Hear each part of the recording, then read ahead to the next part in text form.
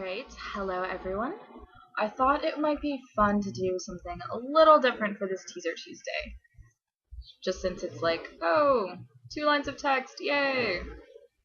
Also, I've decided that since I am in grad school and writing takes a long time, and I'm going out of my mind, it might be a little easier to do some things on video. Like teasers, reviews, things like that. Fun, booky stuff. Because that way, you guys actually get updates, and I get to sleep and or eat, depending on which is on schedule that day.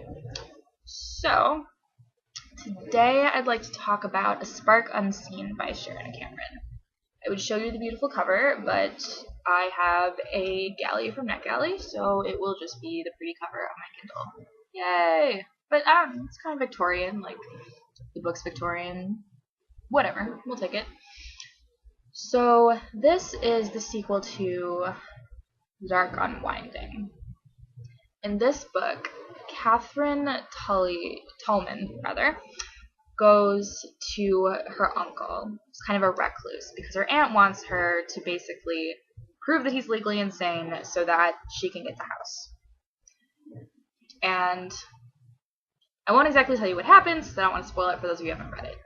But it's a fantastic book. Sharon Cameron's writing is amazing.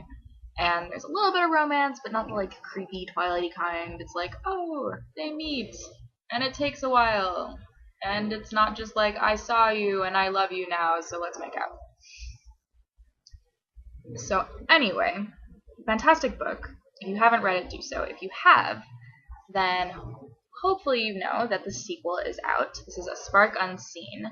And in this one, Catherine and a few of her friends go to France in order to find some missing people and to protect some other people from what appears to be spies from several different places.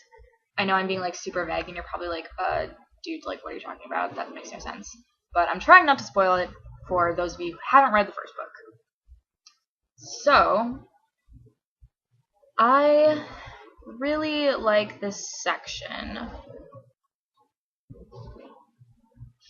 So this is a scene where she's going to dinner, and I like it because I think it's a pretty good example of Sharon Cameron's style of writing. It's a little Victorian, a little ornate, but not in the way that's going to make you like freak out and head for your pen like you would in English class. Like, think, Jane Austen without some of the frill. So for those of you who don't so much like Victorian literature, it's really not as hard as you think it's going to be. She makes it extremely accessible. It's just really pretty, and you have a little bit of that Jane Austen-ish flair to it. So in this scene, Catherine is going to dinner with some rather interesting people whom she doesn't really want to have dinner with. And so I will read this scene to you. You can see a little excerpt of it under the video. So she first opens the door and she enters the room. I was in a room full of skirts, huge, billowing, in shining pinks and yellows and pale greens, with lace and flowers and trimming of every sort from head to hem. Necklaces, bracelets, and earrings winked, and there were also pure white cravats and neatly trimmed whiskers, coal-black jackets against waistcoats of satin, gloves and handkerchiefs, and beribboned shoes. This was not the sort of clothing I would have worn to dinner. This is what I would have worn to a ball, or an audience with the Queen. I smoothed my brown silk. I might as well have been back in the grey worsted. Mrs. Hardcastle beamed.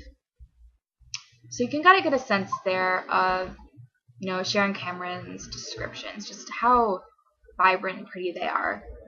She doesn't necessarily go into every detail of the scene, but you can really get a sense of the atmosphere in this room and, what's going on, who's there. Like, I can imagine myself in this Victorian dinner room with these people wearing these really pretty silks, and Catherine standing there in her sort of drab brown dress, feeling extremely out of place. And so there's one more scene that I would like to read. And it's difficult because, again, I'm trying not to spoil this for you. But this is a short scene, and I really just like it because it shows you a lot of Catherine's character. She's very proper, very intelligent, and she knows her place. But she's also got some feistiness in her. And so I think this little passage really shows that well. How I'd hated not being able to believe what was before my eyes. Now I had to trust in what was not before my eyes, because the alternative was unbearable. I looked back across the seat to where Mr. Babcock remained silent, his misshapen face cast down. I reached out and took his hand. I will take care of my uncle. I promise you that. I will keep him as safe and happy as I am able. I will eat biscuits and have uninteresting conversation with ladies I dislike. I will conduct myself like a model of English gentility, like a novice nun if necessary. But I will look for him, Mr. Babcock. Mr. Babcock patted my hand awkwardly.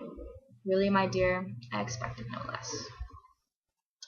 So that is a spark unseen. Hopefully that gives you enough of a sense of the book that you're thinking, oh my god, that sounds amazing, I want to read it right now. And if you want to, you can, because it's actually out. So look forward for my full review coming soon, after I finish it. And if you're interested in the first book and you haven't read it yet, then I've put a link to Dark Unwinding, which is the first book in the series. So for those of you who like steampunky, Victorian kind of things, or for those of you who like Jane Austen, or for those of you just looking for something that's young adult and really actually well written, then definitely check out Sharon Cameron.